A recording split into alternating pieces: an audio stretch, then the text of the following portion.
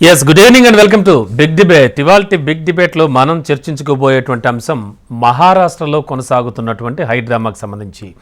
మహాయుతి కూటమి గెలిచింది, అయితే సీఎం అభ్యర్థి ఎవరు, కాబోయే సీఎం ఎవరు, మరాఠా పీఠాన్ని దక్కించుకోబోయే ఆ లీడర్ ఎవరు అనేటువంటిది మాత్రం ఉత్కంఠ రేపుతోంది. అఫ్ కోర్స్ కొంతవరకు కూడా కొంత క్లారిటీ వచ్చినా ఇంకా ఎప్పటికీ కూడా ఆ సస్పెన్స్ అయితే కొనసాగుతోంది. దానికి సంబంధించి కూడా ఎవరి వెర్షన్స్ వారికి ఉన్నాయి మహాయుతి కూటమిలో, దానికి సంబంధించి ఇవాళ మనం మాట్లాడదాం. మనతో పాటు మాట్లాడడానికి అల్జాపూర్ శ్రీనివాస్ గారు, బీజేపీ సీనియర్ నాయకులు, అలాగే బాజీ గారు కాంగ్రెస్ సీనియర్ నాయకులు, అండ్ పెంటపాటి పుల్లారావు గారు విశ్లేషకులు, వారు ముగ్గురు కూడా ఉన్నారు. వారితో మాట్లాడదాం, ఈ డిస్కషన్ కొనసాగిద్దాం. సార్, గుడ్ ఈవినింగ్ అందరికీ కూడా. సార్, ఎస్ సార్, ముందుగా శ్రీనివాస్ గారు, ఏమనిపిస్తోంది? ఆల్మోస్ట్ ఆల్గా దేవేంద్ర ఫడ్నవీస్ గారి పేరు ఖరారు అయిపోయినట్టుగా తెలుస్తూ వస్తోంది. అయితే ఈ సస్పెన్స్ అయితే కొనసాగుతోంది. ఏం జరుగుతోంది అనుకోవచ్చు మహాయుతి కూటమిలో? ఏమనిపిస్తోంది? అఫ్ కోర్స్ ఏకనాథ్ షిండే గారు, బీజేపీ పెద్దలు అంటే నరేంద్ర మోడీ గారు కావచ్చు అండ్ అమిత్ షా కావచ్చు, వారేం చెప్తే అది చేస్తాను, ఎటువంటి ఆటంకాలు అడ్డంకులు సృష్టించడానికి క్లియర్గా చెప్పారు. ఏమనిపిస్తోంది సార్? ఏం జరగబోతోంది? రమగారు, వాస్తవమే సార్. ఎన్డీఏ భాగస్వామ్యంగా ఉన్నటువంటి ఒక శివసేన కావచ్చు, ఏకనాథ్ షిండే గ్రూప్, అలాగే అజిత్ పవార్ గ్రూప్ చాలా చాలా సమన్వయంతో ఈ యొక్క అలయన్స్ తీసుకొని ముందుకు పోవడం జరిగింది. అదే రకంగా ప్రయత్నం చేయడం జరిగింది, అదే రకంగా రిజల్ట్ కూడా రావటం జరిగింది. సో ఇంత పాజిటివ్ వాతావరణంలో ఎవరేమనుకోనికి అవకాశం లేదు. ఎవరేం ఏదైనా చెప్పాలన్నా, మిస్గైడ్ చేయాలన్నా కానీ వాళ్ళ దగ్గర ఆ మాటలు సాగవు. వాళ్ళు ఎవ్వరు కూడా ఆ యొక్క మాటల్లో ఆ బుట్టలు ఎవరు పడరు. చాలా స్మూత్ గానే గవర్నమెంట్ ఫామ్ చేయడం, తప్పనిసరిగా రేషియో ప్రకారంగా ఎవరెన్ని గెలిచినారో వారికి అన్ని సీట్లు బర్త్లో మినిస్ట్రీలో ఇచ్చేటువంటి అవకాశం ఉన్నది. ఇవాళ 9 గంటలకు రాత్రి ఆ మీటింగ్ ఉంది. ముగ్గురు నాయకులతో పాటు కేంద్ర నాయకత్వం అమిత్ షా గారు, నడ్డా గారు వారు కూడా ఉంటారు మీటింగ్ లో. అది కూడా పోర్ట్ఫోలియోస్ కూడాను, మేజర్ పోర్ట్ఫోలియోస్, హోమ్ మినిస్ట్రీ కావచ్చు, అండ్ అర్బన్ డెవలప్మెంట్ కావచ్చు, మున్సిపల్ అడ్మినిస్ట్రేషన్, లేదంటే ఫైనాన్స్ మినిస్ట్రీ కావచ్చు, ఇవి కూడా ఫైనల్ అయిపోతాయి. చాలా స్పష్టంగా ఏకనాథ్ షిండే గారు చాలా చాలా క్లారిటీతో ఉన్నారు. కుటుంబం లాగా భావిస్తున్నాను నేను. నాకు మోదీ గారు, అమిత్ షా గారు చాలా ఇష్టపడతారు, నేనంటే చాలా ప్రేమిస్తారు. సో కలిసి పనిచేయడం, రాష్ట్రాన్ని డెవలప్ చేయడం ఒక లక్ష్యంగా వారు ముందుకొచ్చి మాట్లాడిన సంగతి మనకు తెలుసు. అలాగే అజిత్ పవార్ గారు కూడా తెచ్చుకుంది. అజిత్ పవార్ గారు బ్రేక్ అవే గ్రూప్ గా బయటకు వచ్చి శరద్ పవార్ నిన్నటి దాకా చాలా స్టాల్వార్ట్. శరద్ పవార్ గారు రాష్ట్రంలో చాలా ప్రాంతాల్లో, ఒక దుర్భేద్యమైన ప్రాంతాల్లో కూడా వారి యొక్క పార్టీని నిర్మించి, వారి యొక్క పేరు మీద, శరద్ పవార్ పేరు మీద కాంగ్రెస్ పార్టీ ఎన్సీపీ పెట్టి ఆ యొక్క బలాన్ని పెంచుకున్నటువంటి వ్యక్తిగా, వారి అడుగుజాడలో పెరిగినటువంటి అజిత్ పవార్, వారి ఇద్దరి మధ్యన వచ్చినటువంటి ఒక విభజన కారణంగా వారు బయటకు వచ్చి మాతో కలవడం. కానీ సార్, అజిత్ పవార్ చాలా అడుగుతున్నారు పదవులు, చాలా కీలకమైన పదవులు అడుగుతున్నారు. ఇవన్నీ కూడా బయట అడగడం అనుకోవడం తప్ప వారు ఎక్కడ కూడా ఏ ప్రెస్ కు చెప్పలేదు.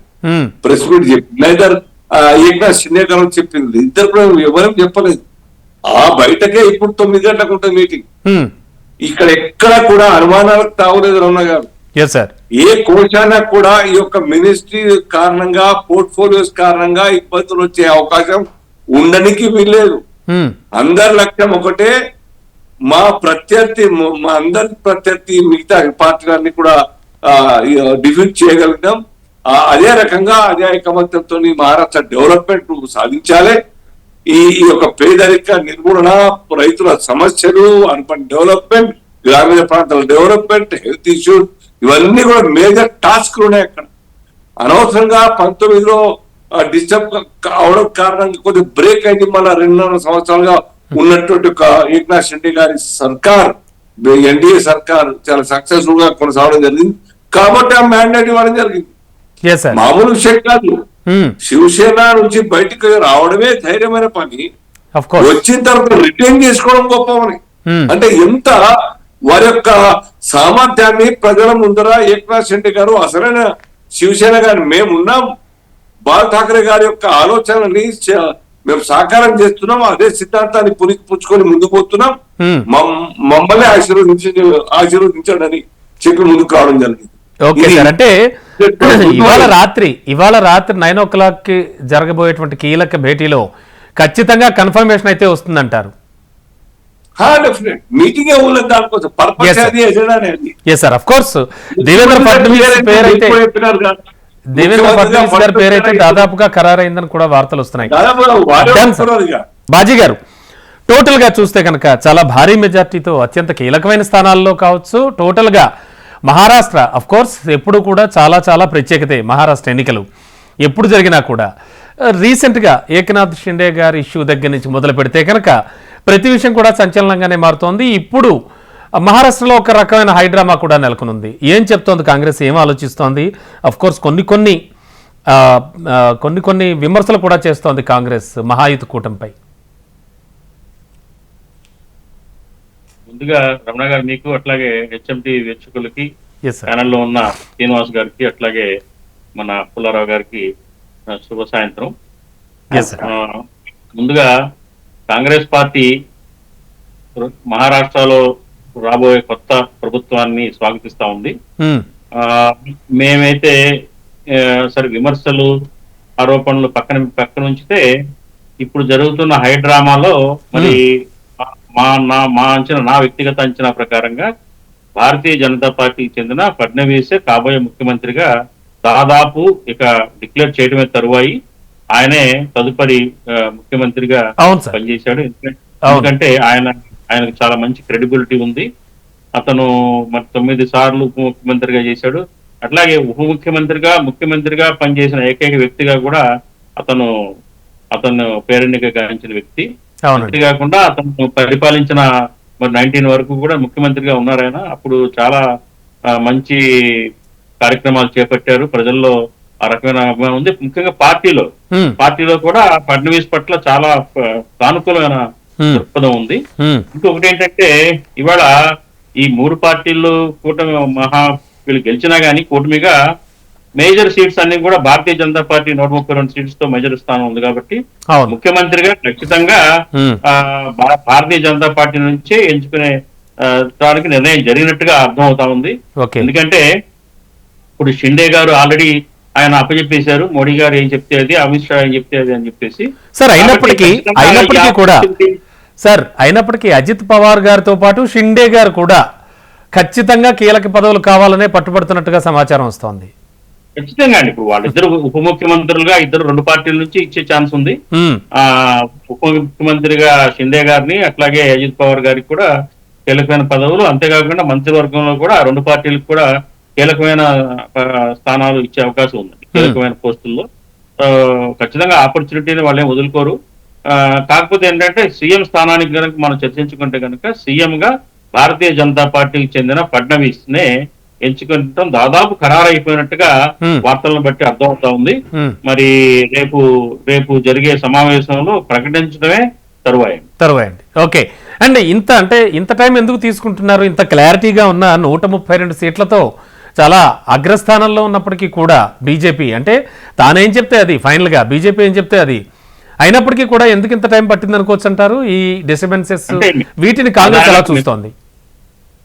అంటే సాధారణంగా ఇప్పుడు ఏ పార్టీ అయినా అంటే కాంగ్రెస్ మా కూటమిలో ఇలాంటి పరిస్థితి ఎదురైనా కానీ లేకపోతే వాళ్ళైనా కానీ ఏంటంటే కూటమిగా ఉన్నప్పుడు ఏంటంటే ఇతర మిత్రపక్షాల యొక్క అభిప్రాయాలు గౌరవించడం, వాళ్ళ అభిప్రాయాలను తీసుకోవటం, అలాగే ఏంటంటే వాళ్ళకి సముచితమైన ప్రాధాన్యత ఇవ్వటం అనే దానికి చర్చలు జరుగుతాయి కదంటే సహజం అది.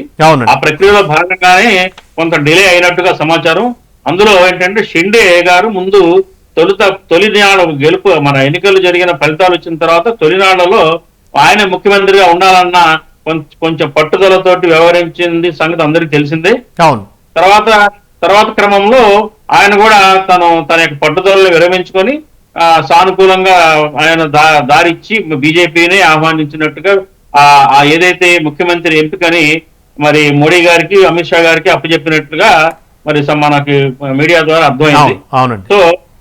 సో ఏంటంటే ఎప్పుడైతే షిండే గారు తన యొక్క సానుకూలంగా ఎప్పుడైతే రేసులో నుంచి పక్కకి జరిగారో ఆటోమేటిక్ గా మరి బీజేపీ అధినాయకత్వానికి పని సులువు అయిపోయింది. అవును. ఇంకేంటంటే కాబట్టి ఏంటంటే వీళ్ళకి కూడా ఏంటంటే ఆ ప్రాధాన్యతలను బట్టి ఎవరెవరిని ఎక్కడ ఏ స్థానాలు ఉంచాలి, మంత్రివర్గంలో ఏ పార్టీకి ఏ మంత్రివర్గాలు ఇవ్వాలనే అంశాల్లో చర్చలు సాధారణంగా జరుగుతాయి కదండి. ఆ చర్చలో భాగమే డిలే అవడానికి కారణం. సార్ మీరు చెప్పినట్టు ప్రకటన రావడం ఒక్కటే తరువాయి I think. Sir Pullarao sir, ముఖ్యంగా చూస్తే కనుక మహారాష్ట్ర కూటముల దగ్గర నుంచి మొదలు పెడితే, అంటే ఎన్నికల ముందు నుంచి మొదలు పెడితే కనుక ఎన్నికలు, అలాగే పోలింగ్ పర్సంటేజ్, ఆ తర్వాత వచ్చిన ఫలితాలు ప్రతిదీ కూడా సెన్సేషనే. అంటే అత్యంత కీలకమైన రాష్ట్రం అండ్ వాణిజ్య రాజధాని ముంబై ఉన్నటువంటి ప్లేస్. అఫ్ కోర్స్ మహారాష్ట్ర ప్రతి విషయంలో ప్రత్యేకతే. ఇప్పుడు కూడా తన ప్రత్యేకతను నిలుపుకుంటోందని చెప్పచ్చా? ఎలా చూస్తారు సార్? ఏమనిపిస్తోంది మీ ఎక్స్పీరియన్స్లో మహారాష్ట్ర ఇప్పుడు జరుగుతున్నటువంటి ఈ 2-3 రోజుల నుంచి జరుగుతున్న ఇష్యూస్ అన్ని చూస్తే ఎలా ఉన్నాయి సార్ ఎపిసోడ్స్? ఏమనిపిస్తోంది? 23వ తారీఖు కౌంటింగ్ 10 గంటలకు తెలిసిపోయింది. Yes, sir. November 23 Eknath Shinde lead చేసిన కూటమి గెలిచింది. నేను స్పష్టంగా అప్పటి నుంచి నేను అనుకున్నాడు ఏక్నాథ్ షిండే ముఖ్యమంత్రి అవుతాడు, న్యాయంగా అవ్వాలి. యుద్ధం పక్కన సైనికులు ఎవరు ఉండినా ఆయన పేరు మీద ఆయనే జనరల్ గా అంత విజయం తీసుకొచ్చాడు. కానీ నిన్న మనం చూసింది ఏంటంటే 6 రోజుల తర్వాత సరే పాలిటిక్స్ లో తప్పులేదు, కాంప్రమైజ్ అవ్వటం. మనం స్టిఫ్ గా ఉండి నాకు ఇస్తేనే మొదలుకెళ్తా, నాకు ఇవ్వకపోతే వెళ్ళమంటే పాలిటిక్స్ జరగవు. మహారాష్ట్రలో అసలు జరగవు. మహారాష్ట్రియన్స్ అంటే పట్టువిడుపులు ఉండాలండి, పట్టువిడుపులు ఉండాలి ఖచ్చితంగా. ఆయన మహారాష్ట్ర కూడా వాళ్ళ టెండెన్సీ ఏంటంటే చాలా స్టిఫ్ గా ఉంటారు, తర్వాత కాంప్రమైజెస్ కూడా చేస్తారు, కాంప్రమైజెస్ కూడా ఎరగొట్టేస్తారు.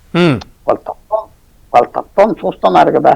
ఎవరిని అడిగినా అప్పుడు మీరు ముగ్గురు ఉన్నారు, మీకు మహారాష్ట్రియన్ ఫ్రెండ్స్ ఎవరైనా ఉన్నారంటే ఎవరు తెలియదంట. ఎందుకంటే వాళ్ళు సెపరేట్ గా ఉంటారు, వాళ్ళ థియరీ వేరు, వాళ్ళ కల్చర్ వేరు, సాంప్రదాయం వేరు, వాళ్ళ సెల్ఫ్ రెస్పెక్ట్ వేరు మహారాష్ట్రియన్స్. అందువల్ల అంత సింపుల్ స్టేట్ కాదు. ఏదో కర్ణాటక ఓట్లకి డబ్బిచ్చాం, లేకపోతే ఆ కులం ఈ కులం, ఇక్కడ ఈ కులం, ఈ తెలంగాణ ఆంధ్ర, సింపుల్ స్టేట్ కాదు. కాంప్లెక్స్ స్టేట్, పెద్ద స్టేట్. కొన్ని పాయింటర్స్ ఉంటాయి, కొన్ని ఇంపార్టెంట్ ప్రిన్సిపల్స్ కూడా ఉంటాయి అక్కడ. అవునండి. అలాంటి స్టేట్ లో ఏక్నాథ్ షిండే లీడ్ చేసేదని నేను భావిస్తున్నా. ఎస్, అజిత్ పవార్ కూడా విశేషంగా ఇవాళ నుంచి నిన్న మొన్నటి నుంచి ఎలక్షన్ రిజల్ట్స్ చూస్తే వెస్టర్న్ మహారాష్ట్రలో బీజేపీకి బలం తీసుకొచ్చింది అజిత్ పవార్. ఆయన పూర్తిగా తగ్గించింది శరద్ పవార్ పూర్తిగా తగ్గించగలిగాడు. మరాఠా ఓట్స్ ఈ కూటమికి తీసుకొచ్చేదని వాళ్ళందరూ ఒప్పుకుంటున్నారు. బీజేపీ చాలా పెద్ద పార్టీ, అక్కడ కష్టపడే నాయకులు ఉన్నారు కాదన్నాం. అండ్ మాక్సిమం ఓట్స్ ఎప్పుడు వచ్చినాయి అంటే 106, 110 వచ్చే ఎమ్మెల్యే శివసేనతో పోటీ చేసినాం మాక్సిమం. ఈసారి ఇంతవరకు వెళ్ళిందంటే వాళ్ళు కూడా క్రెడిట్ ఇస్తున్నారు ఏక్నాథ్ షిండేకి. కానీ ఇది పాలిటిక్స్ లో ఆయన పెరిగిపోతున్నాడు, నేను తగ్గిపోతున్నా, ఇవన్నీ వస్తాయి. ఇంకా అది రాజకీయంలో తప్పదు. అందువల్ల నిన్న స్టేట్మెంట్ చాలా డిగ్నిఫైడ్ గా, చాలా ఇంటెలిజెంట్ స్పీకర్ ఏక్నాథ్ షిండే. ఆయన మాట్లాడిన అరగంట ఏదో విచారంగా ఉన్నాడు, లేకపోతే విషప్ మాటలు అన్నాడు, గొంతుకు మింగేడు, కళ్ళు ఎలా తిప్పాడు, అదేం లేకుండా చాలా చక్కగా మాట్లాడాడు, స్పష్టంగా సూటిగా. చాలా చాలా ఆశ్చర్యం వచ్చింది అందరికి ఆయన స్పీచ్ విని. ఆయన లోపల ఏదో పెట్టుకుని మాట్లాడతాం కాదు, చాలా ఓపెన్ హార్టెడ్ గా మాట్లాడాడు. Great speaker. ఆయన పొలిటికల్ కండిషన్స్ కి ఒప్పుకున్నాడు. సరే డిప్యూటీ ముఖ్యమంత్రిగా ఉంటాడు, ముందరకు వెళ్తుంది కదా ఆయన పని. ఓడిపోయి ఉంటే ఏమైపోతుందో పూర్తిగా ఖతం అయిపోతుంది. అందువల్ల ఇది తప్పకుండా నేను ఇక్కడ మీ ఛానల్లో కూడా చాలా గత 3-4 రోజుల్లో స్పష్టంగా అన్నా మాట కూడా రిపీట్ చేస్తున్నా. No power in earth can stop Eknath Shinde అన్నాను. కానీ ఇప్పుడు అన్నా ఇప్పుడు కూడా స్టాప్ చేయలేరు. ఆఖరికి ఆయన కాంప్రమైజ్ అవ్వాడు. 6 రోజులు పట్టింది, 6 రోజులు. సార్, కాకపోతే ఎప్పుడైతే ఆయన గత ఎన్నికల్లో ఆ తర్వాత జరిగిన కూటములు అవి ఇవి మొత్తం ఒక కన్ఫ్యూజన్ తర్వాత సీఎం అయ్యారో అంతే స్థాయిలో కూడా విమర్శలు మూటగట్టుకున్నారు. అయినప్పటికీ కూడా రెండోసారి ఖచ్చితంగా ఆయనే సీఎం అవుతారు అని అనిపించింది అంటారా? ఏమనుకోవచ్చు? ఇక అయింది చూడండి. 2 విషయాలు ఉన్నాయి మనకి. పార్టీ సంగతి మర్చిపోయింది. ఆయన మంచోడు, అందగాడు, లేకపోతే ఈయన అందగాడు కాదని నేను అంటలేదు. జనరల్ సైన్యంలో యుద్ధం గెలిచింది ఏక్నాథ్ షిండే. No doubt. మరి అంత మిగతా వాళ్ళు అంత గొప్ప అయితే పార్లమెంట్ ఎలక్షన్స్ లో ఎందుకు ఫెయిల్ అయిపోయారు? విశేషంగా అసహ్యంగా ఫెయిల్ అయిపోయారు. ఎందుకున్నారు? Okay. ఎలా దిద్దుకున్నారంటే పార్లమెంట్ లో 28 సీట్లు పోటీ చేసింది బీజేపీ, 48 వచ్చింది. Yes, sir. అది బీజేపీ ఎప్పుడు అన్ని సీట్లు పోటీ చేయలేదు, 22, 21 పోటీ చేసేది. అలాంటిది ఇప్పుడు ఏం చేశాడంటే చాలా ఇంటెలిజెంట్ గా బీజేపీ స్ట్రాటజీ మార్చుకుని ఎన్ని సీట్లు కావలిస్తే అన్ని ఇచ్చేశారు. ఏక్నాథ్ షిండేకి 85 ఇచ్చారు. ఆయన క్యాండిడేట్స్ కూడా దొరకకపోతే బీజేపీ కొంతమంది క్యాండిడేట్స్ ఇచ్చారు. అంత లిబరల్ గా చేశారు బీజేపీ, అవునండి, అవును. రిపేర్ చేశారు. అలాగే అజిత్ పవార్ కి 5 పార్లమెంట్ సీట్స్ ఇస్తే, కష్టమైన సీట్స్ ఇస్తే 1 గెలిచాడు, 4 ఓడిపోయాడు, అల్లరి అయిపోయాడు, అల్లరి చేశారు. కానీ అవును. ఈసారి ఆయనకు కూడా 60, 70 అడిగిని అని ఇచ్చారు. తర్వాత ఆయనతో కూడా లిబరల్ గా ముస్లిం క్యాండిడేట్స్ పెట్టుకున్నా ఆయన బాధపడలేదు. ముస్లిం క్యాండిడేట్స్ పెట్టుకున్నారు, గెలిచారు. ముస్లిం ఓట్స్ కూడా వచ్చినాయి ఆయన. అవునండి. ఈసారి ఈ అలయన్స్ కి 20% ఆఫ్ ముస్లిం ఓట్స్ వచ్చినాయి అని ఫిగర్స్ వస్తుంది. అది చాలా పెద్ద విశేషం. అవునండి. పెద్ద విశేషం, అని పెద్ద మార్పు. అది మనం మర్చిపోకూడదు. Okay. అందువల్ల మీరు అన్న ప్రశ్నకి ఏక్నాథ్ షిండే ముఖ్యమంత్రి అవుతే బాగున్నాను, కానీ చేయలేదు. ఏదో ఫడ్నవీస్ గారితో చేయాలంటే నేను అనుకుంటున్నా. అక్కడ శ్రీనివాస్ గారు ఉన్నారు, ఆయన ఏమి హర్ట్ చేయాలని కాదు. Very respectable and important personality. వాళ్ళు మొన్న 2024 జూన్ లో ఎలక్షన్ లో దెబ్బతిన్నారు, మెజారిటీ రాలేదు బీజేపీకి. ఇప్పుడు మళ్ళీ మేము మా స్టైల్కి వచ్చేసాం, మళ్ళీ అంత పుంజుకున్నాం చెప్పుకోవటానికి ఇక్కడ ముఖ్యమంత్రి చేస్తున్నారు దేవేంద్ర ఫడ్నవీస్. దేవేంద్ర ఫడ్నవీస్ మంచి ఆర్గనైజరు, కానీ అక్కడ అవును అవును కాస్ట్ మొబిలైజేషన్. సో అలాంటి డెలికేట్ అట్మాస్ఫియర్ లో ఈయన, నేనేమి Devendra Fadnavis great politician, administrator అవన్నీ చెప్తున్నా, కానీ ఒక సెక్షన్ కి, ఒక కమ్యూనిటీస్ కి ఆయన గిట్టదు. ఆయన ఏదో క్లవర్ మ్యాన్, ఇలా చేసేది అలా చేసేది అంటారు. అంటే కంపారిటివ్లీ దేవేంద్ర ఫడ్నవీస్ గారి కంటే కూడా ఏక్నాథ్ షిండే బెటర్ అంటారు మీరు? బెటర్ అంటే అతను ఎలా పరిపాలించాడు 2.5 సంవత్సరాలు. ఎక్కడ మనం ఎంతో మంది ముఖ్యమంత్రులు చూస్తాం, ఇష్టం వచ్చినట్టు మాట్లాడతారు. ఆపోజిషన్ లీడర్ ఎక్కడ కూలిపోయేదా మాట అన్నారా ఏక్నాథ్ షిండే? ఎక్కడ అనలేదు. బాగా మేనేజ్ చేశాడు, బాగా రన్ చేశాడు. ఆయన ఫస్ట్ 2-3 మంత్స్ మోడీ గారు, అమిత్ షా చాలా ఇండిఫరెంట్ గా చూసేవారు. ఆ పిక్చర్స్ కూడా ఉన్నాయి, ఫోటోస్ ఉన్నాయి ఇనాగ్రేషన్స్ లో. కానీ గత 6 నెలలు పార్లమెంట్ ఎలక్షన్ అవ్వాక, పార్లమెంట్ ఎలక్షన్ నుంచి ఏక్నాథ్ షిండే మీద డిపెండ్ అవ్వారు. ఒక మంచి లీడరు, మనకి ముఖ్యమైన ఓన్ బేస్ ఉన్నది, ఓన్ స్టేచర్ వచ్చింది. ఓన్ స్టేచర్ వచ్చింది. వన్ సింపుల్ పాయింట్ చెప్తున్నా, అజిత్ పవార్ లేకపోతే వెస్టర్న్ మహారాష్ట్ర అండ్ మరాఠాస్ లో బీజేపీ మొదలకు వెళ్ళలేదు. అజిత్ పవార్ ని, శరద్ పవార్ నుంచి చేల్చడం బీజేపీ చాలా గొప్ప పని చేసింది పాలిటిక్స్ లో.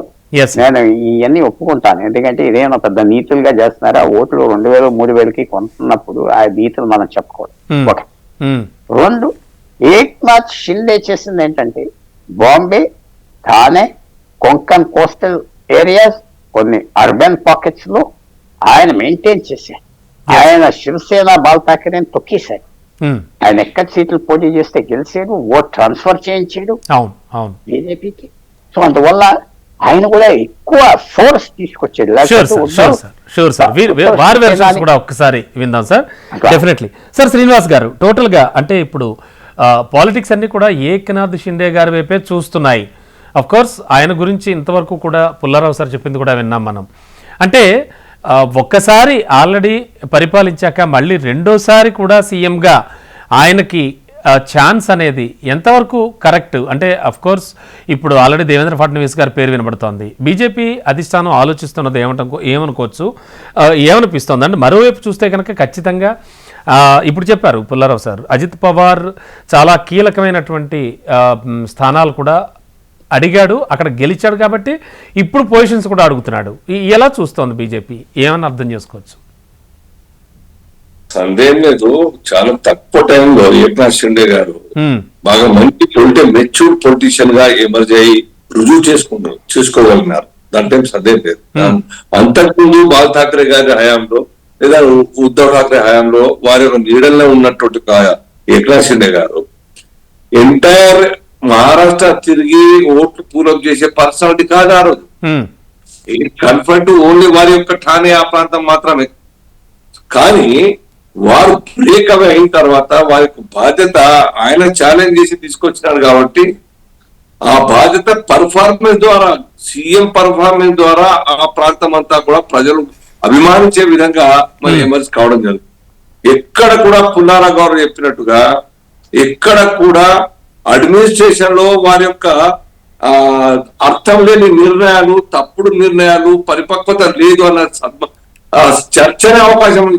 అండ్ ఆల్సో నిన్నటి హాఫ్ అన్ అవర్ ఆయన మాట్లాడిన విధానం గురించి కూడా చెప్పారు పుల్లారావు గారు. సో ఆ రకంగా ఎవ్వరు కూడా వారి యొక్క మాటల్లో కావచ్చు, ఆలోచనలో కావచ్చు, మొబిలిటీలో కావచ్చు, నిర్ణయాలు తీసుకోవడంలో కావచ్చు, ఎక్కడ కూడా నెగటివ్ గా ఇంపాక్ట్ ఇచ్చే విధంగా లేదు. కరెక్టివ్ డెసిషన్స్ అయినప్పటికీ కూడాను వారే లీడర్ కాబట్టి ఆ టీం కు వారే ముఖ్యమంత్రి, వారి యొక్క లీడర్షిప్ లోనే ఎలక్షన్స్ కూడా ఫేస్ చేసాం కాబట్టి during the course of election campaigning కూడా ఇక్కడ కూడా అవకాశం ఇవ్వండి. అరే ఈ వీరి నాయకత్వంలో ఉంటుందా ఈ పార్టీ టీం ముందుకు పోతా అనే చర్చ ఎక్కడ ఈ ప్రూవ్డ్ యాజ్ అన్ అడ్మినిస్ట్రేటర్ సమన్వయం చేసి ముందుకు తీసుకురాగలిగాడు. చిన్న స్థాయి నుంచి వచ్చినాడు, మామూలు బ్యాక్గ్రౌండ్, అసలుకే బ్యాక్గ్రౌండ్ లేనటువంటి పర్సన్, ఒక ఆటో వెహికల్ డ్రైవర్ గా ఉన్నటువంటి వ్యక్తి ఠాక్రే గారి మీద అభిమానంతో, హిందుత్వం మీద అపర భక్తితోని వారు ఒక మామూలు కార్యకర్తని ఈ స్థాయికి ఎదిగి చదువు కూడా తక్కువ ఉన్నా కూడా ఆయన పరిపక్వత పెంచుకోవడం చాలా ముఖ్యమైన విషయం, చాలా గొప్ప విషయం. సో దాంట్లో మేము ఎక్కడ కూడా ఫీల్ కావాల్సిన అవసరం లేదు. అలాగే rightly pointed out by Pullarao గారు, అజిత్ పవార్ అఫ్ కోర్స్ నేను కొద్దిగా కరెక్షన్ చేస్తాను, మేం బ్రేక్ చేయలేదు ఆ పార్టీ, వారే డిఫర్ అయి బయటకు వచ్చినారు. అది సరే దాని మీద చర్చ అవసరం, బట్ నా స్టేట్మెంట్ అది, వారే డిఫర్ అయి బయటకు వచ్చినారు. Western part of Maharashtra Maratha lobby ఆ శరద్ పవార్ కోటల్ బీటలు చేసినారు. అది మళ్ళా రీగైన్ అయ్యే అవకాశం లేదుగా శరద్ పవార్ గారు, ఏ క్వశ్చన్ కాదు. ఎందుకంటే వారు కూడా వారి యొక్క వారసులే కదా. ఎట్టది బాల్ ఠాక్రే గారికి ఏక్నాథ్ షిండే గారు విధమైన వారసుగా ఎదిగినారో ప్రూవ్ చేసుకున్నారో, శరద్ పవార్ గారికి కూడాను వారు రియల్ వారసుడుగా, పొలిటికల్ వారసుడుగా సో ఆ ప్రూవ్ చేసుకున్నారు. కాబట్టి ఆయనకు సంబంధాలు, నేను మహారాష్ట్ర సంబంధాలు, మా ఇన్లాస్ అంతా మహారాష్ట్ర చాలా రిలేటివ్స్ ఉంటారు, వారి ఫలితాలను చాలా దగ్గర నుంచి అబ్జర్వ్ చేశారు. వేల మంది యొక్క పేరు గుర్తుపెట్టుకుంటారు ఆయన, వేల మంది. ఆ ప్రాంతం మొత్తం వెస్టర్న్ పార్ట్ ఆఫ్ మహారాష్ట్రలో ఏ కాన్స్టిట్యూన్సీ లో కూడా ఎవరున్నారన్న విషయం పేరు పట్టి అయిపోతారు ప్రతి కాన్స్టిట్యూన్సీ లో అనేక మంది. అలాగే రైట్ ఫ్రమ్ 5 గంటల నుంచి పడితే ఒక మెచ్యూర్డ్ పొలిటీషియన్ అంటారు, నో డౌట్. సీనియర్ అయినారు, is approximate I think reaching 70 68 something age ఉన్నది, చిన్న పొలిటీషియన్ కాదు. వారి శరద్ పవార్ గారి యొక్క అడుగుజాడులో పెరిగిన కారణంగా ప్రజా సంబంధాలు ఏ రకంగా మెయింటైన్ చేయాలి, సమస్యల మీద ఎవరు వస్తే వారికి ఎట్లా రిజిస్టర్ చేసుకోవాలి, అట్లా రాగానే ఎంట్రీ పాయింట్ చేస్తారు, మొత్తం రిజిస్టర్ లో ఎంట్రీ చేస్తాం. అనేక మంది పిఏలు ఉంటారు, ఫాలో అప్ చేస్తారు, పని మీద ఫోన్ చేసి చెప్తారు. సేమ్ శరద్ పవార్ గారి సిస్టమ్ అంతా కూడా. సుప్రియ సూర్య గారు కూడా అదే పరిస్థితి, నేను దగ్గర నుంచి గమనించిన వాళ్ళను. వారు ఆ రకంగా ప్రజల్ని అంటిపెట్టుకొని ఉంటారు, పేద గరీబు కులం ఏం చూడరు. అర్ధరాత్రి వచ్చినా ఫోన్ చేస్తే వారికి రెస్పాన్స్ అయితే.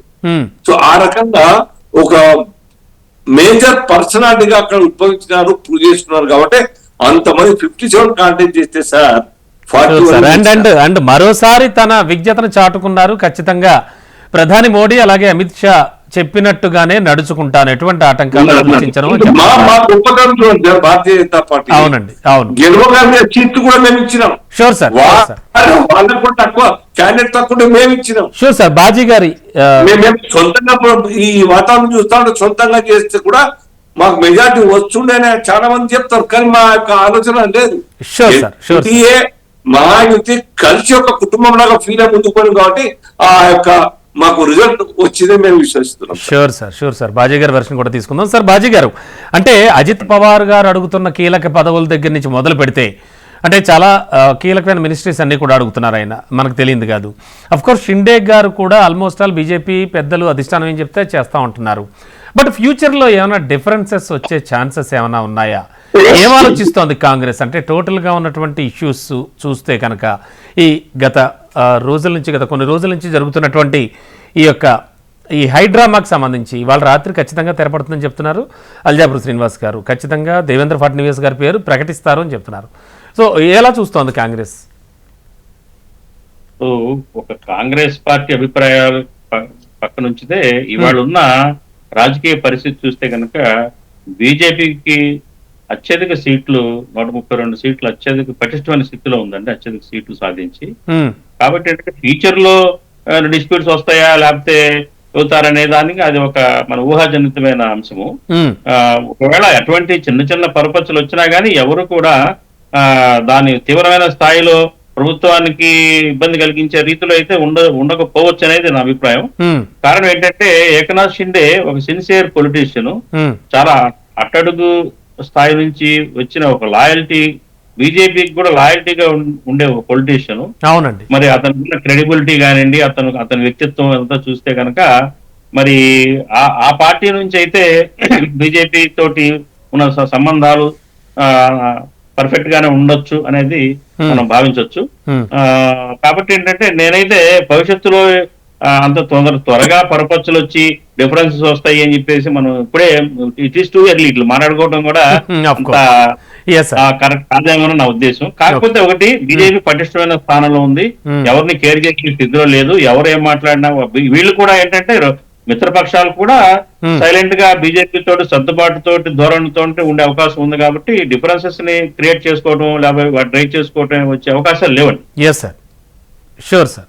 సార్ పుల్లారావు సార్, మనం ఇంతకుముందు మాట్లాడుకున్నట్టుగానే మిత్రత్వం నుంచి శత్రుత్వం వరకు, అలాగే శత్రువులు మిత్రులుగా, ఇలా రకరకాల కాంబినేషన్స్ మహారాష్ట్ర పొలిటికల్ తెరపై మనం చూస్తూ వస్తున్నాం.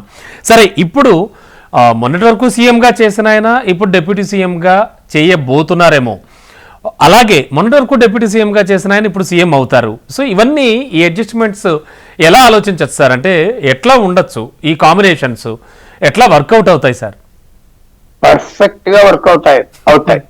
ఏది ఏక్నాథ్ షిండే, అజిత్ పవార్, దేవేంద్ర ఫడ్నవీస్ చాలా స్మార్ట్ పీపుల్, చాలా అడ్జస్ట్మెంట్ చేసుకునే వాళ్ళు. వాళ్ళు ఈ 2.5 సంవత్సరాల్లో ఒక్క మాట ఒకళ్ళని అనుకోలేదు బయట. అజిత్ పవార్ అప్పుడప్పుడు ఇష్టం వచ్చినట్టుగా మాట్లాడినా పట్టించుకోలేదు. ఇద్దరు చాలా కేర్ఫుల్ గా, చాలా స్మూత్ గా జరిగింది ఈ అలయన్స్, చాలా స్మూత్ గా. ఇందాక మీకు మాట చెప్పా, పార్లమెంట్ ఎలక్షన్స్ లో కొంచెం ఎక్కువ సీట్లు బీజేపీ తీసుకుని తప్పైపోయిందంటే దిద్దుకున్నారు కదా. పూర్తి ఇంపార్టెన్స్ ఏక్నాథ్ షిండేకి ఇచ్చారు. ఏక్నాథ్ షిండే ఇంపార్టెన్స్ అర్థమైనది. ఏక్నాథ్ షిండే 14 సీట్లు పోటీ చేసాడు, 7 పార్లమెంట్ సీట్స్ గెలిచాడు. ఇంకో 3-4 ఇస్తే ఇంకా ఎక్కువ గెలుద్దాం. ఎందుకంటే అవన్నీ రియలైజ్ చేస్తారు. ఇప్పుడు పాలిటిక్స్ లో, లైఫ్ లో తప్పులు చేయటం కాదు, తప్పులు దిద్దుకునే వాళ్ళు ఆఖరికి బయటికి గొప్పగా వచ్చేస్తారు. ఆ మిస్టేక్స్ దిద్దుకునే వాళ్ళు గతంలో మనం. అవును, అందువల్ల ఫడ్నవీస్ కూడా నేనేమి ఆయన పెద్ద పార్టీకి పెద్ద లీడరు తగ్గించలేదు, చాలా డిప్లొమాటిక్ గా చేశాడు. ఏమి తగు రానివ్వకుండా చేశాడు.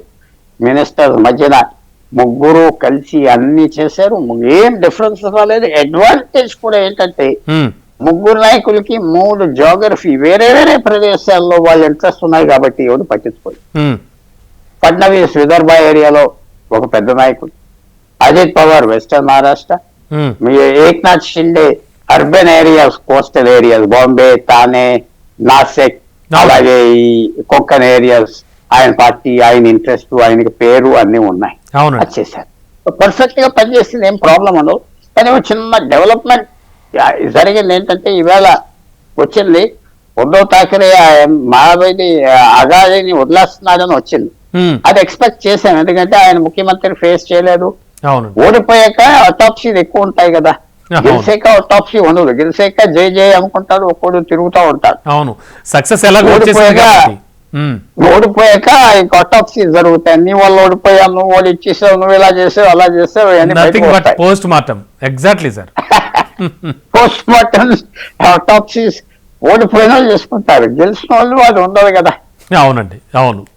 వాళ్ళు ఎన్నో కారణాలు చెప్పుకుంటారు, పోతా ఉంటారు. సో ఇది బాగా పనిచేస్తారు, ఈ అలయన్స్ పనిచేస్తుంది. కానీ నేను ఇందాక కూడా అది శ్రీనివాస్ గారు అర్థం చేసుకుంటే బాగుంటుంది, ఎందుకంటే ఆయన ఫీల్ అవుతూ బీజేపీగా ఏక్నాథ్ షిండే లాంటి లీడర్ కావాలి.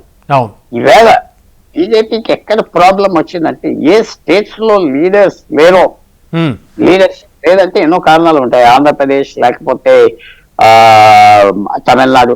తర్వాత ఈవేళ ప్రైమ్ మినిస్టర్ గారు మాట్లాడినప్పుడు తెలంగాణ బీజేపీ రిమార్క్స్ కూడా మీకు తెలుసు కదా, మీరు ఒకళ్ళొకళ్ళు ఈ మధ్య జరిగిన మీట్లో అవును అవును అన్నాడు కదా, స్పష్టంగా అన్నాడు. సో ఆ టాప్ లీడర్ ఎవరో ఒకళ్ళు ఇద్దరు ఉన్న చోట బాగుంటుంది. మహారాష్ట్రలో అలా పెరగలేదు, ఎందుకంటే ఫడ్నవీస్ కి కమ్యూనిటీ అండవా కమ్యూనిటీ, మరాఠా కమ్యూనిటీ చెందిన వాళ్ళు కాదు, వేరే ప్రాంతం. విదర్భ అంటే చాలా దూరమైన ప్రాంతం. విదర్భ నుంచి పెద్ద నాయకులు ఎవరు తేలలేదు ఇప్పటి వరకు మహారాష్ట్రలో. పెద్ద నాయకులు అంటే యశ్వంత్ చవాన్, లేకపోతే శరద్ పవార్, విలాసరావు దేశ్ముఖ్, వీళ్ళంతా సిటీ లేకపోతే వెస్టర్న్ మహారాష్ట్ర. అవునండి. సో ఈ ఫ్యాక్టర్స్ అన్ని ఉన్నాయి, బాగా చేస్తారు, వాళ్ళకి ఏం ప్రాబ్లం లేదు. చాలా నిన్న ఆయన స్పీచ్ చాలా ఐ ఓపెనర్ అందరికి. ఏదో నాకు ఇవ్వలేదు కానీ 6 రోజులు గట్టిగా పట్టుబట్టాడు, వదలలేదు నన్న ముఖ్యమంత్రి చేయాలని. బయట మాట అనలేదు. మొన్న లక్షల మంది వచ్చేటానికి చాలా కీలకమైన పరిణామం అయి ఉండేది. అయితే ఏమవుతుందంటే బీజేపీ గవర్నమెంట్ ఫామ్ చేసుకుంటుంది, హ్యాపీగా ఉండదు. అది షిండేకి దెబ్బ తగులుతుంది, బీజేపీకి దెబ్బ తగులుతుంది. సో షిండే రోల్ ఇవాళ ఏంటంటే బీజేపీకి ఆయన అంత కేర్ఫుల్ గా, ఉత్సాహంగా, హార్ట్ఫుల్ గా ఆయన డిప్యూటీ సీఎం అవుతాడు అంటే పెద్ద ఒక మంచి మెసేజ్ కూడా వెళ్ళింది. బీజేపీ రఫ్ గా చేయలేదు, ఎందుకంటే బీజేపీకి ప్రాంతీయ పార్టీలతో సంబంధాలు లేకపోతే కష్టం. నేను చాలా సార్లు చెప్పాను, అరవింద్ కేజ్రీవాల్ తో తగు ఏంటి, or for that matter KCR తో తగు ఏంటి, or for that matter Mamata బెనర్జీతో తగు ఏంటి, వాళ్ళతో తగు పెట్టుకుని వాళ్ళని కాంగ్రెస్ తో అలయన్స్ కి పెట్టారు, బాజీ గారి పార్టీతో అలయన్స్ కింద పంపించేశారు. సో బీజేపీ ఈ మహారాష్ట్ర విషయంలో చాలా కేర్ఫుల్ గా డీల్ చేసింది. ఆయన only 1 more sentence, Ajit Pawar parliament election అయిపోయింది, ఇది అక్కర్లేదు అన్న వ్యక్తి సస్టైన్ అవ్వేడు, ఆయన స్టామినా చూపెట్టాడు. ఈవేళ కంప్లీట్ రిటర్న్ తీసుకొచ్చాడు. ఆయన అంకుల్ని, ఆ సమస్యను అంతా తగ్గించేశాడు. అవునండి, స్మాష్ చేశాడు. కేర్ఫుల్ గా బీజేపీ మీద ఉన్న రెస్పాన్సిబిలిటీ ఏంటంటే ప్రాంతీయ పార్టీని సరిగ్గా చూసుకోవాలి, కొంతవరకు బ్యాడ్ వస్తాయి. అది మహారాష్ట్ర విషయంలో ప్లస్ అయింది, బాగా చూసినట్టున్నారు బీజేపీ వాళ్ళు. చూసినట్టుగా ఇది చూడకపోతే రేపటి నుంచి విస్పర్ క్యాంపెయిన్ కాదు, బయట కూడా అంటారు ఏక్నాథ్ షిండేకి ఇవ్వాల్సింది ఇవ్వలేదు, ఆ టాక్ వస్తాయి. అది పెద్ద డ్యామేజ్ జరగదు, ఎందుకంటే Eknath Shinde personality, Ajit Pawar personality and Devendra Fadnavis personality చాలా వాళ్ళు లౌక్యమైన మనుషులు కాబట్టి ఆ ప్రాబ్లం బయటికి రాదు. మహారాష్ట్రలో కొనసాగుతున్నటువంటి హైడ్రామాకు సంబంధించి, అలాగే మరి కాసేపట్లో కూడా జరగబోయేటువంటి కీలక భేటీలో ఖచ్చితంగా దేవేంద్ర ఫడ్నవీస్ పేరు దాదాపుగా సీఎంగా ఖరారవుతుందని చెప్తూ ఉన్నారు. సీఎం అభ్యర్థి ఎవరు అనే దానిపై ఉత్కంఠ అయితే కొనసాగుతోంది. 90% ఆయన పేరైతే ఖరారైంది. ఈ విషయాన్ని ఇవాళ బిగ్ డిబేట్లో మనం చర్చిస్తూ ఉన్నాం. మనతో పాటు అల్జాపూర్ శ్రీనివాస్ గారు బీజేపీ సీనియర్ నాయకులు, అలాగే బాజీ గారు కాంగ్రెస్ సీనియర్ నాయకులు, పింటపాటి పుల్లారావు గారు సీనియర్ విశ్లేషకులు మనతో పాటు ఉన్నారు. వారు మాట్లాడుతున్నారు, వింటున్నాం. సరే శ్రీనివాస్ గారు, టోటల్గా చూస్తే ఇప్పుడు పుల్లారావు గారు చెప్పిన విషయాలన్నీ కూడా విన్నారు మీరు. అంటే వెస్టర్న్ మహారాష్ట్రకు సంబంధించి అజిత్ పవార్ చాలా కీలకమైనటువంటి వ్యక్తిగా నిలిచారు. అండ్ ఖచ్చితంగా ఆయన అడిగినవి కూడా ఇచ్చే వరకు, అంటే బీజేపీ అధిష్టానం ఆలోచన అజిత్ పవార్ గారి తరపున, అంటే అజిత్ పవార్కి ఆయన అడుగుతున్నటువంటి కీలక పదవులు ఇస్తుందా ఇవ్వదా అనేది, అంటే అజిత్ పవార్ని ఎలా చూస్తోంది అసలు బీజేపీ అధిష్టానం, ఏమనిపిస్తోంది మీకు? ఆ రెండు పార్టీలు మాతో సమానంగానే చూస్తున్నాం. ఎవరు ఎక్కువ తక్కువ అని కాకుండా చాలా గౌరవపూర్వకంగా మేము చూస్తున్నాం. మా పార్టీ అధిష్టానం చూస్తుంది. కలుపుకొని నడవాలే, పుల్లారావు గారు చెప్పినట్టు కలుపుకొని నడవాలే మా లక్ష్యం.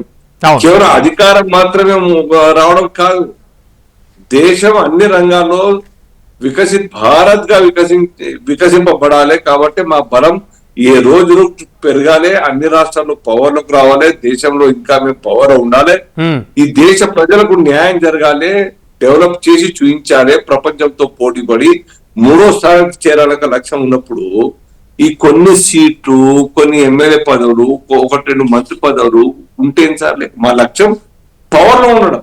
దేనికోసం? పర్పస్ అని ఇంతకు చెప్పినట్టు. సో కాబట్టి ఎక్కడో ఒక చోట మేము అడ్జస్ట్ అవుతాం, మాకు గుణం అది. ఇవాళ నుంచి కాదు, వాజ్పేయి గారు, అద్వానీ గారు మాకు నేర్పినారు. పండిత్ దీన్ దయాళ్ ఫస్ట్ ప్రపోజ్ చేసింది అదే 60s లో. వారు అదే ఈ దేశాన్ని ముందుకు నడపాలంటే ఆలోచన భావన ఒకే ఆలోచన కలిగిన వాళ్ళందరినీ కలుపుకొని ముందుకు సాగాలని చెప్పేసి ఆనాడే శ్యామ్ ప్రసాద్ ముఖర్జీ గారు బయటకు వచ్చి బ్రేక్ అవే చేసి జనసంఘ పెట్టిన తర్వాత పార్లమెంట్ లో ఒక టీమ్ గా ఏర్పడి ఆ టీం కు అపోజిషన్ లీడర్ గా శ్యామ్ ప్రసాద్ ముఖర్జీ గారు, బీజేపీ అప్పటి జనసంఘ యొక్క ప్రెసిడెంట్, ఆ కాన్సెప్ట్, ఆ కల్చర్, ఆ ప్రెసిడెంట్ మేము కొనసాగిస్తా ఉన్నాం. ఓకే, మా ఆలోచన మేరకు ఈ దేశం కోసం పనిచేసేటువంటి ఒక పక్షాలు, పార్టీలు ఎక్కువైతే పార్టీ ఏది ఉంటే సార్, ఈ ఆలోచనతో పనిచేసేవాళ్ళు కావాలా? బట్ అంటే విమర్శలు కూడా అదే స్థాయిలో వస్తున్నాయి. విమర్శలు ఏమొస్తాయి సార్? కొంత ఎవరో కొంత తప్పుదారి బట్టేనికి ఏదో విమర్శలు చేస్తారు. అటువంటి విమర్శలతోని మేము అట్రాక్ట్ అయ్యి దానికి బ్రేక్ చేసుకోవడమో, నారాచుకోవడమో కల్చర్ ఉంటే ఈ పాటికి ఎన్డీ ఎప్పుడో తెగిపోతుంది. డెఫినెట్ గా లైన్ అంటే జాతీయ భావన లైన్ తప్పి, డెవలప్మెంట్ కాన్సెప్ట్ తప్పి పనిచేస్తే స్వాతంతో ఉన్న నాయకులు మేము పేరు చేయం సార్. మేము దూరం ఉంటుంది మా దగ్గర, ఓపిక కొడతాం, మార్పు కోసం అవకాశం ఇస్తాం.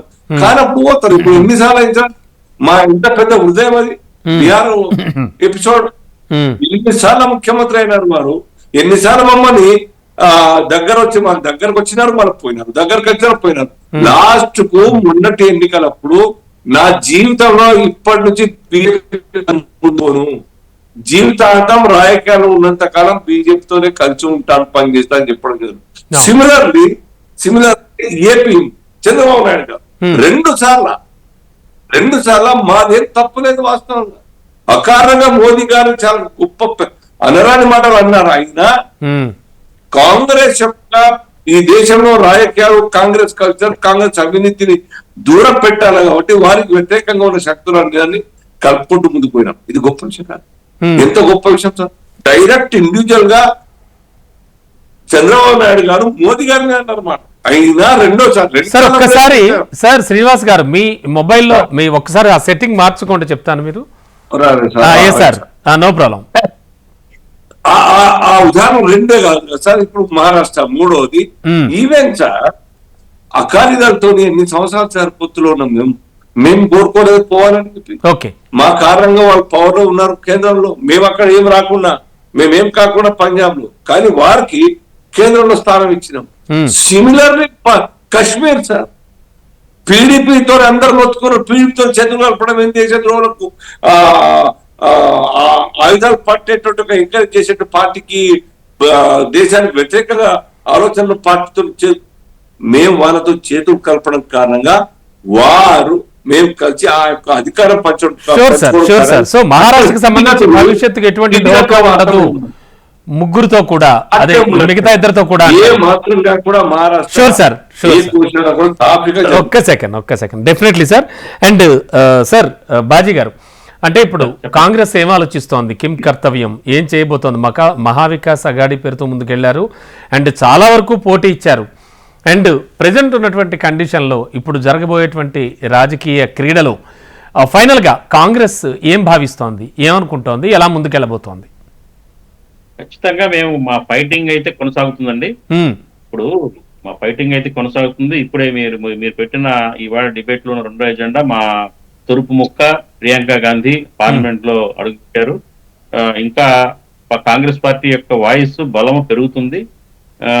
మేము ఈ ఫైటింగ్ నిరంతరం చేస్తాము. ఖచ్చితంగా మేము మళ్ళీ మహారాష్ట్రలో మునుపటి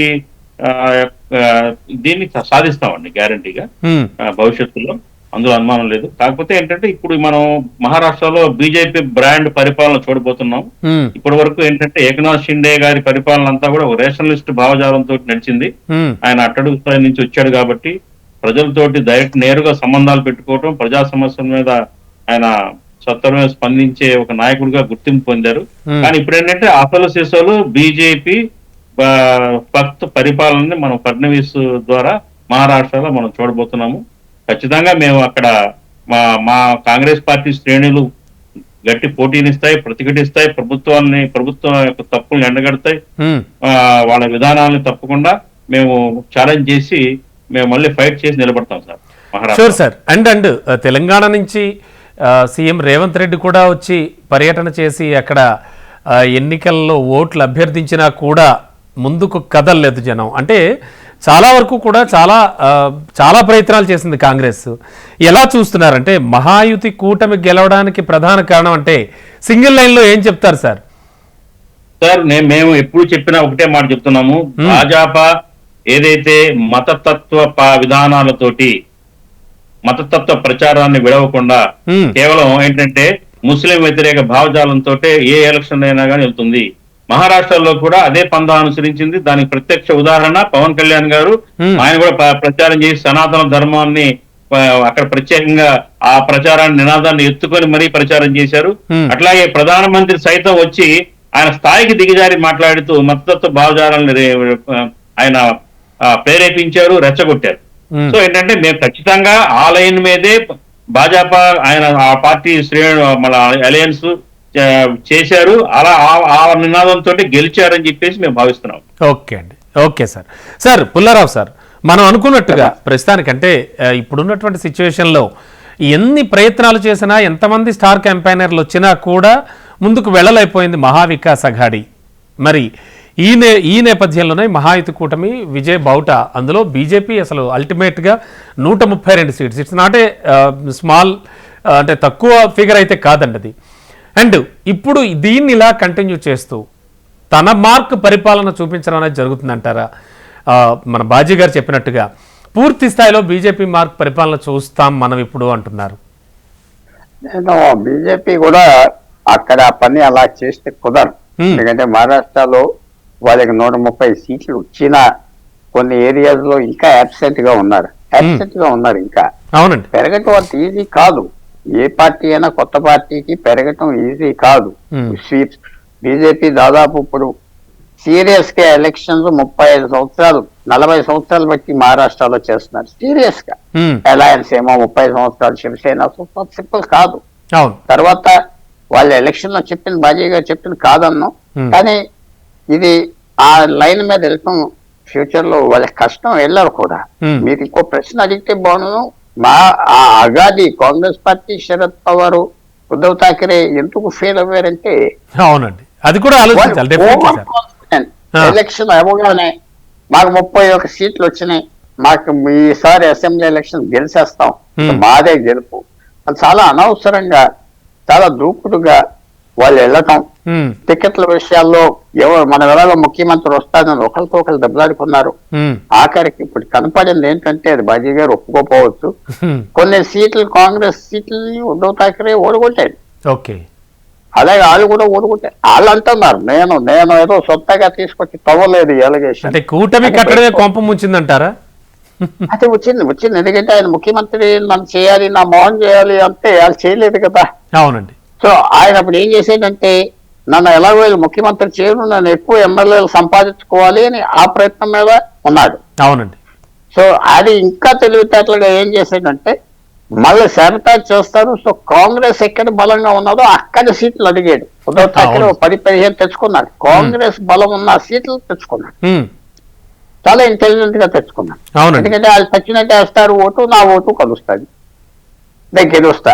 ఆఖరి గెలిచాక ఎవరికి ఎక్కువ సీట్లు వస్తే వాళ్ళదే ఎమ్మెల్యే. తర్వాత నిజంగా అగాది వికాస్ అగాది కాంగ్రెస్ అగాది కనుక మెజారిటీ వస్తే, ఉద్ధవ్ ఠాకరే మీద ఆధారపడి ఉంటే, ఆయన ముఖ్యమంత్రి ఇవ్వకపోతే ఆయన గుడ్ బై చెప్పారు. అందరికి తెలుసు ఆయన చాలా పెద్ద లీడర్, ప్రకాష్ అంబేద్కర్ అందరూ అన్నారు, ఎవరు నమ్మట్లేదు. ఎలక్షన్ అవ్వాక ఇతను ఎటైనా వెళ్ళిపోతాడు, ముఖ్యమంత్రి అవ్వాలి. ఎందుకంటే ఎందుకు ముఖ్యమంత్రి అవ్వాలంటే, ముఖ్యమంత్రి అవ్వకపోతే ఇంకా ఆయన పార్టీ, ఆయన చరిత్ర అయిపోయింది. ఇప్పుడు కష్టం. ఒక చిన్న సింగిల్ సెంటెన్స్ యాడ్ చేస్తా. 2008, 2009లో బాల్ ఠాకరే 2007లో మంచి పవర్ఫుల్ గా ఉన్నప్పుడు, ఆయన ఇంకా ఎర్లియర్ కూడా ఆయన ఫ్యామిలీ మెంబర్స్ మేము ఎమ్మెల్యేకి పోటీ చేస్తాం, ఎంపీ చేస్తాం, మేయర్ బాంబే అవుతాం అని ఒక కోడలు కూడా గొడవ పెట్టింది. అవునండి. అప్పుడు ఆయన ఏమన్నాడంటే మన కుటుంబం ఎప్పుడు ఎలక్షన్ పోటీ చేయకూడదు, డైరెక్ట్ గా పోటీ చేస్తే మనం నాశనం అయిపోతాం. మనం స్ట్రాంగ్ లీడర్స్ గా వెనకాల నిలబడి టికెట్లు ఇవ్వాలి, ప్రజల దగ్గరికి వెళ్ళి ఓటేయి అని చెప్పాలి. అంతేగాని చేతులు కాళ్ళు అంటే పట్టుకుని కింగ్స్ కాదు కింగ్ మేకర్ లా ఉండాలనేది ఆయన భావన. మేకర్స్ గా ఉంటే నీకు ఏమీ అర్థం ఉండదు. అవునండి. మన గుడ్ విల్ మన పాలసీ ముందుకెళ్తాది. అది అన్ని వదిలేసుకుని 2012లో చచ్చిపోయాక 2019లో నా తండ్రి కళ నేను ముఖ్యమంత్రి అవ్వాలన్నాడు. 500 రోజులు చేశాడు, ఇంకా అయిపోయింది చరిత్ర. ఇప్పుడు ఆయన రివైవ్ అవటం ఉద్ధవ్ ఠాక్రే చాలా కష్టం. అవునండి. ఆయన 99 ఎంపీలు ఉన్నారు, 3 పారిపోతారా, రేపు ఎల్లుండి 6 పారిపోతారా చెప్పలేం, ఎమ్మెల్యేలు కూడా పారిపోతారు. సో ఇవన్నీ పాలిటిక్స్ పెద్ద మార్పు వస్తుంది అక్కడ. అండ్ మనం అఫ్ కోర్స్ ఫ్యూచర్ ఎవరు మనం ప్రిడిక్ట్ చేయలేం, నేను చేయట్లేదు. కానీ పెద్ద విజయం సాధించారు. వాళ్ళు తప్పులు కూడా చేశారని చెప్తున్నా. కాంగ్రెస్ అగాది కొన్ని ఓవర్ కాన్ఫిడెంట్ గా చేశారు. బీజేపీ పార్లమెంట్ ఎలక్షన్స్ లో వారి ఓవర్ కాన్ఫిడెన్స్ వారి కొంప ముంచింది ఒక రకంగా చెప్పాలి. అది పార్లమెంట్ ఎలక్షన్స్ లో కూడా బీజేపీ కొంచెం ఓవర్ కాన్ఫిడెంట్ గా ఉన్నారు కాబట్టి దెబ్బతిన్నారు వాళ్ళు. అప్పుడు అక్కడ ఉత్తరప్రదేశ్ లో ఎన్ని వచ్చేస్తాయి, బీహార్ లో ఎన్ని వస్తాయి, మహారాష్ట్రలో ఎన్ని వస్తాయి, ఎక్కడ జార్ఖండ్ ఏమైంది సార్? జార్ఖండ్ పరిస్థితి జార్ఖండ్ లో పాలసీ ఒకటే మాట చెప్తా, 80 ఎమ్మెల్యేలు 28 రిజర్వ్ ట్రైబల్ సీట్లు ఉన్నాయి, జ్ఞాపకం పెట్టుకోండి. 28లో బీజేపీ ఒక్కటే గెలిచి. అది ఎవరు? ఆ చంపాయి సోరెన్ మాజీ ముఖ్యమంత్రి వచ్చి జాయిన్ అవ్వేది కదా బీజేపీ, ఆ ఒక్క సీటు గెలిచి. సో 28 తీసేయండి 81 నుంచి, ఎన్ని మిగిలినాయి? 53, 52 అంతే. ఆ 52లో బీజేపీకి అలయన్స్ కి 37, 38 వచ్చినాయి. ఆ జనరల్ సీట్స్ లో ఎక్కువ పార్టీలు ఉన్నారు, అందరితో బీజేపీ పొత్తు పెట్టుకోలేదు, ఓడిపోయారు. అవునండి. ఆ 50 చిల్లర సీట్లలో బీజేపీకి అలయన్స్ కుదరలేదు. ఒక పెద్ద కమ్యూనిటీ, కుడిమి కమ్యూనిటీ ఉన్నది.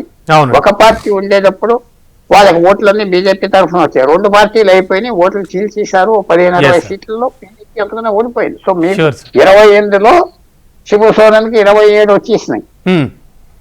మిగతా 54లో బీజేపీకి 35 వచ్చింది, 36 వచ్చింది. అవును, ఎక్కువ వచ్చింది కొన్ని సీట్లతో. So come to our point sir. మహారాష్ట్రకు సంబంధించి ఖచ్చితంగా ఎటువంటి ఢోకా లేకుండా, అంటే ఈగోస్ కి పోకుండా, అంటే వారి పర్సనల్ వాటికి వెళ్లకుండా ఖచ్చితంగా ఫ్యూచర్ లో అయితే ఇటు ఏకనాథ్ షిండే గారు కావచ్చు, అటు దేవేంద్ర ఫడ్నవీస్ గారు కావచ్చు, చాలా క్లియర్ కట్ గానే పరిపాలిస్తారు అని అనుకోవచ్చు. 100% చాలా కేర్ఫుల్ గా పరిపాలిస్తారు. ఎందుకంటే వాళ్ళు కూడా వాళ్ళ కెరియర్స్ కూడా దెబ్బతినేస్తాయి. అవునండి. తప్పులు చేస్తే ఎప్పుడు అపోజిషన్ ఉంటుందండి, అపోజిషన్ అయిపోలేదు, ఎప్పుడు ఉంటుంది. వాళ్ళు చాలా జాగ్రత్తగా పరిపాలిస్తారు. మహారాష్ట్రలో 10-12 పొలిటికల్ పార్టీల ఫార్మేషన్స్ ఉన్నాయి. అదేదో కాంగ్రెస్ బీజేపీ కాదు, బీజేపీ కాంగ్రెస్ కాదు, కర్ణాటక లాగా లేకపోతే తెలంగాణ లాగా 3 పార్టీలు కాదు, 10-12-15 ఫార్మేషన్స్ ఉన్నాయి. కాబట్టి ఒక లీడర్ ఇంకా ఎమర్జ్ అవ్వలేదు మహారాష్ట్రలో. మొత్తం మహారాష్ట్ర అంతా లీడర్ శరద్ పవార్ కూడా కాదు, యశ్వంత్ చవాన్ కాదు, బాల్ ఠాకరే కాదు. అదొక ప్రాబ్లమాటిక్ స్టేట్. వాళ్ళు జాగ్రత్తగా ఉంటే కంటిన్యూ అవుతారు. శ్రీనివాస్ గారు చెప్పండి. చిన్న సబ్మిషన్. మనం పార్లమెంట్ ఎలక్షన్స్ తోటి అసెంబ్లీ ఎలక్షన్స్ ని కంపేర్ చేయలేమండి. పార్లమెంట్ ఎలక్షన్స్ లో ఏంటంటే వచ్చిన రిజల్ట్స్ మరి కేంద్రంలో అధికారం మార్పిడి కోసం మహారాష్ట్ర ప్రజలు ఆలోచించారు.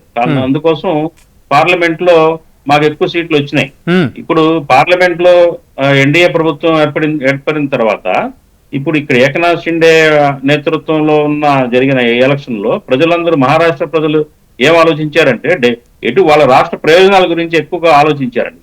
విఘ్నతతోటి వాళ్ళ రాష్ట్ర ప్రయోజనాలు, కేంద్రంలో ఉన్న ఎన్డీఏ ఉంది కాబట్టి ఇక్కడ కూడా ఎన్డీఏ ప్రభుత్వాన్ని ఏర్పాటు చేస్తే మనకి బెనిఫిట్ ఉంటుంది, స్టేట్ ఉంటుంది, ఆ కోణంలో ఆలోచించారండి. అందువల్ల కాంగ్రెస్ కి అక్కడ కాంగ్రెస్ కూటమికి ప్రాబ్లం ఎదురైంది తప్ప ఇక్కడ మనం పార్లమెంట్ ఎలక్షన్స్ తోటి ఇటు కంపేర్ చేయలేము. కానీ కాంగ్రెస్ కొంప ముంచిన విషయం కూడా చెప్పారు పెంటపాటి పుల్లారావు సార్, విన్నారు మీరు? అవునండి, అవును. Sure sir. శ్రీనివాస్ గారు, టోటల్గా ఇప్పుడున్నటువంటి కండిషన్లో చూస్తే కనుక మీరు చెప్పినట్టు మరి కాసేపట్లో జరగబోయే కీలక భేటీలో ఖచ్చితంగా దేవేంద్ర ఫడ్నవీస్ గారి పేరు వస్తుంది చెప్తారు అని అంటున్నారు.